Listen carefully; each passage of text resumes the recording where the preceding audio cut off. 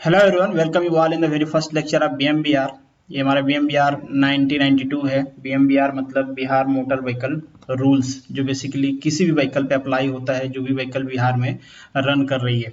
क्योंकि ये very first lecture है तो आज हम ओवरव्यू डिस्कस करने वाले हैं इस रूल्स के। तो अगर रूल्स की बात करें हम, जो ये आपका रूल्स है 1992 में आया था। टोटल चैप्टर यहाँ पे 12 हैं, शेड्यूल 6 हैं।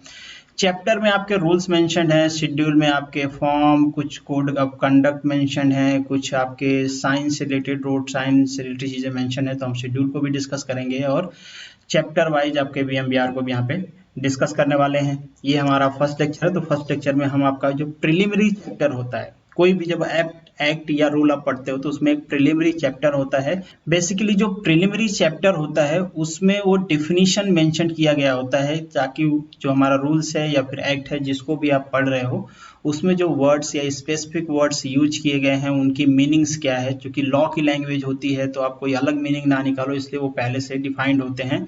तो यहाँ पे भी प्रिलिमिनरी चैप्टर है जिसमें डिफिनीशन मेंशन की गई है। तो आज हम इसी चैप्टर को डिस्कस करेंगे और लास्ट में आपको इसी डिस्कशन पे बेस्ड कुछ क्वेश्चन भी मिलेंगे। तो आप ट्राई करिएगा कि सारे क्वेश्चन का सही रिस्पांस कर पाओ। सही रिस्पांस तभी होगा जब आप इस पूरे लेक्चर को ध्यान से सुनेंगे। तो चलिए शुरू करते हैं। Before starting the lecture, this is the humble request to all of you, follow Monu academy on the different platform. अगर आपको इन लेक्चर्स की पीडीएफ चाहिए तो आप मोनू एकेडमी को टेलीग्राम पे फॉलो कर सकते हैं। आपको सर्च करना है @मोनू एकेडमी। आप ग्रुप को भी ज्वाइन कर सकते हैं, इस पे मैं डेली एमसीक्यू भी डालता हूँ।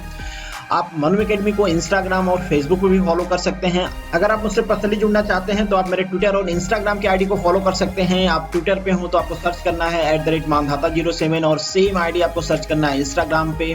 आप मुझसे यहाँ पे पर्सनली जुड़ सकते हैं। Let start the lecture. तो जो आपका रूल नंबर 1 है, ये जो 1 मेंशन है ना, बेसिकली ये रूल है आपके बीएमबीआर का। ये रूल 1 है, ये रूल 2 है। तो आप ये भी कुछ याद करना होगा। जब मैं आगे डिस्कस करूंगा तो बता दूंगा कौन से रूल इंपॉर्टेंट हैं जो आपको याद रखने होंगे। तो रूल 1 बात करता है short title, application and commitment के बारे में। शॉर्ट टाइटल मतलब नॉमेनक्लेचर। ये जो रूल आया उसका नाम रखा गया कि इसका नाम होगा the Bihar motor vehicle rule 1992। आपको शायद हैरानी हो अगर नहीं जानते हो, बाकी सारे स्टेट में ये रूल आ गया था 1989 में। क्योंकि इससे पहले जो हमारा मोटर व्हीकल एक्ट बना था दैट इज इन 1988 में, और इस एक्ट को फॉलो करने के लिए हर स्टेट को इंस्ट्रक्शन दिया गया था कि आप अपने यहाँ एक रूल बनाओ। क्योंकि इसमें बहुत सारी चीजें हैं एक्ट में जिसका ज्यूरिडिक्शन स्टेट गवर्नमेंट के अंदर आता है। तो स्टेट गवर्नमेंट उसको उस पावर को कैसे यूटिलाइज करेगी, उसको रूल बना के बताना था सेंट्रल गवर्नमेंट को। तो ये सारी चीजें थी। आपके यहाँ थोड़ा सा डिले हुआ, ये 1992 में आया, बाकी सब जगह 1989 में आ गया। मतलब एक साल के बाद बाकी सारे स्टेट ने बना लिया। एप्लीकेशन का यहाँ पे मतलब है कि जो भी रूल है हमारा बीएमबीआर 1992, ये पूरे स्टेट में वैलिड होगा, मतलब थ्रू आउट बिहार वैलिड होगा ये। कमिटमेंट मतलब कौन से ईयर में आया, मतलब ये कब आया 1992। तो ये पूरी इसकी मीनिंग है। यहाँ पे इसका नॉमेनक्लेचर है, एक बार में ये इन्फोर्स हो जाएगा और पूरे बिहार में ये अप्लाई होगा। सेकेंड जो हमारा पॉइंट है डिफिनीशन का। अब हमारे रूल में अगर कहीं पे एक्ट मेंशन है, एक्ट कम अगर कहीं पे पूरा ये मेंशन नहीं है मोटर व्हीकल एक्ट, केवल एक्ट वर्ड मेंशन है, तो भी हम उसको प्रिज्यूम करेंगे कि ये है मेंशन्ड मोटर व्हीकल एक्ट 1988। ठीक है, कहीं पे भी एक्ट मेंशन है उसका मतलब यही होगा कि ये है मोटर व्हीकल एक्ट 1988। कहीं पे अगर रूल मेंशन है, रूल मेंशन मतलब ये बात कर रहे हैं बिहार मोटर व्हीकल रूल्स 1992 के बारे में।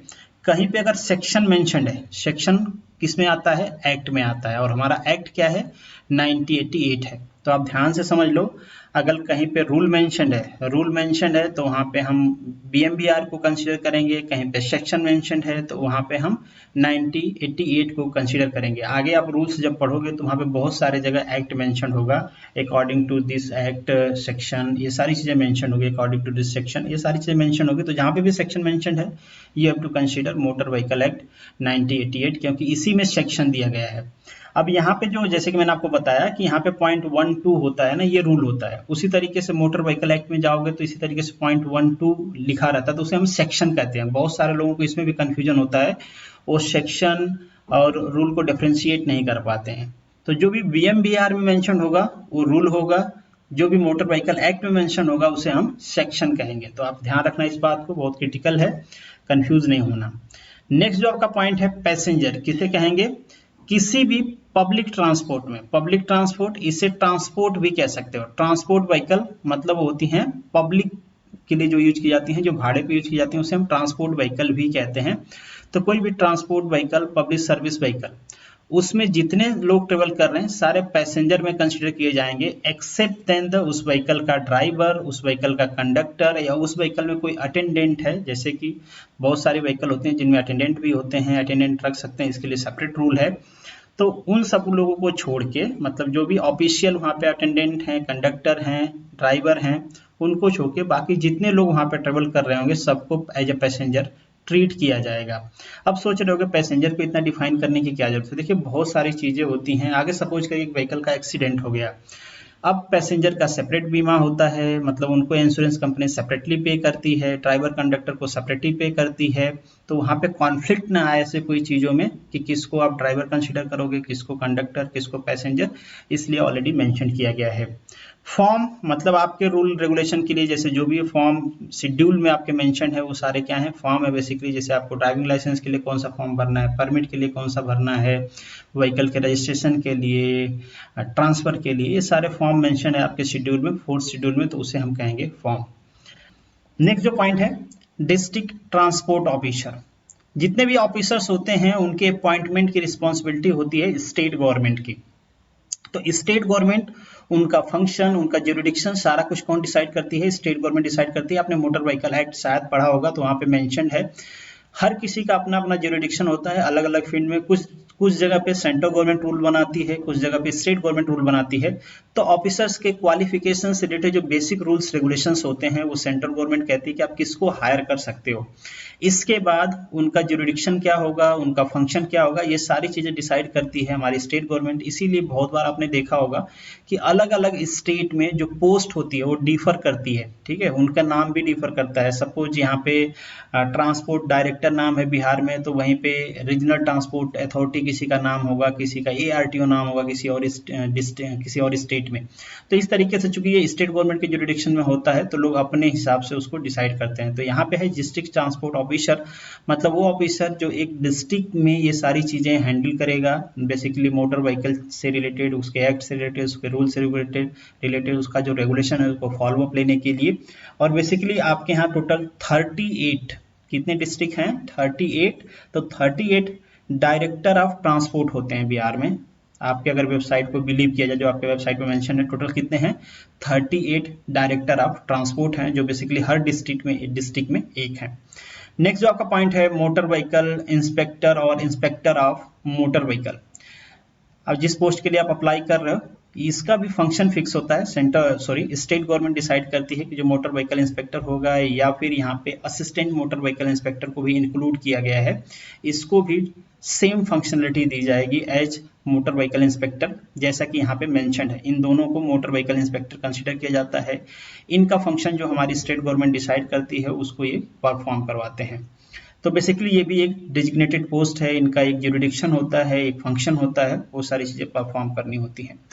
नेक्स्ट जो आपका पॉइंट है, डेप्यूटी ट्रांसपोर्ट कमिश्नर या फिर असिस्टेंट ट्रांसपोर्ट कमिश्नर। तो ये भी एक डेजिग्नेटेड पोस्ट होती है जिसकी फंक्शन, जिसका ज्यूरिडिक्शन, ये सारा कौन डिसाइड करता है, हमारी स्टेट गवर्नमेंट डिसाइड करती है। इनको अपॉइंट भी हमारी स्टेट गवर्नमेंट करती है। तो ये इंक्लूड करते हैं, सपोज करिए कहीं पे डिप्टी ट्रांसपोर्ट ऑफिसर नहीं है तो ये इंक्लूड करते हैं, हो सकता है उनको रीजनल ट्रांसपोर्ट ऑफिसर या असिस्टेंट रीजनल ट्रांसपोर्ट ऑफिसर भी कहा जाए। ये पोस्ट को इस तरीके से भी नॉमिनेट किया जा सकता है। जैसे अगर बिहार की हम बात करें तो बिहार में टोटल 9 रीजनल ट्रांसपोर्ट अथॉरिटीज हैं, ठीक है, अलग अलग हैं, जैसे भागलपुर, छपरा, गया, पटना, मुजफ्फरपुर, इस टाइप से टोटल 9 रीजनल ट्रांसपोर्ट अथॉरिटीज हैं बिहार में। नेक्स्ट जो हमारा पॉइंट है, स्टेट ट्रांसपोर्ट ऑफिसर, एक ऐसा होगा जो इन सारी चीजों को हैंडल करता होगा। पूरे स्टेट के जो ट्रांसपोर्ट डिपार्टमेंट है उसका हेड होगा, उसे हम कहते हैं स्टेट ट्रांसपोर्ट कमिश्नर। तो बेसिकली आप एक फंक्शन की बात करें, जैसे आपको रूल्स में शायद आगे आप पढ़ोगे, तो हर जो रीजनल ट्रांसपोर्ट अथॉरिटी है उसको एक रजिस्टर मेंटेन करना होता है। वो रजिस्टर वो अपने स्टेट ट्रांसपोर्ट कमिश्नर को फॉलो करता है, भेजता है। उसके बाद जो रीजनल ट्रांसपोर्ट ऑफिसर होता है वो कम्युनिकेट करता है, सेंट्रल गवर्नमेंट को भेजना होता है जब रिक्वायर्ड होता है। तो इस तरीके से एक मैं फंक्शन बता रहा हूँ, इस तरीके से अलग अलग ढेर सारे फंक्शंस होते हैं इनके, जिनको ये परफॉर्म करते हैं। नेक्स्ट जो आपका पॉइंट है, ज्वाइंट स्टेट ट्रांसपोर्ट कमिश्नर या डिप्टी स्टेट ट्रांसपोर्ट कमिश्नर, मतलब इनके असिस्टेंट भी होते हैं, मतलब इनसे लोअर लेवल के इनके असिस्टेंट नहीं, इनसे लोअर लेवल के अधिकारी होते हैं, जिन्हें हम कहते हैं डिप्टी स्टेट ट्रांसपोर्ट ऑफिसर। और इनका भी फंक्शन या जो भी जुरिडिक्शन एरिया है वो सारा कौन डिसाइड करती है, हमारी स्टेट गवर्नमेंट डिसाइड करती है। ये सारे पोस्ट भी उसमें इंक्लूड किए जाते हैं। तो यहाँ पे कुछ बेसिकली क्वेश्चन है, total number of chapter in VMBR। उम्मीद करता हूँ आप सारे क्वेश्चन का सही रिस्पॉन्ड करोगे। यहाँ पे क्वेश्चन की लैंग्वेज थोड़ा सा मैंने ट्विस्ट किया है, तो इसको आप ट्राई करना, अटेम्प्ट करना। मैं भी आंसर नहीं बता रहा हूँ इसका आंसर जो भी यहाँ पे मेंशन है वो सही है, आप इसको कंफ्यूज मत करना। बाकी अगर आपको समझ में नहीं, कहीं पे कुछ प्रॉब्लम हो तो आप कमेंट बॉक्स में बताइएगा, मैं आपको रिस्पॉन्ड करूंगा। तो this is the end of this video. Thank you so much for watching this. Lecture पसंद आया होगा तो अपने दोस्तों के साथ भी शेयर करते रहिए। मिलते हैं नेक्स्ट लेक्चर में, तब तक के लिए all the best, good luck.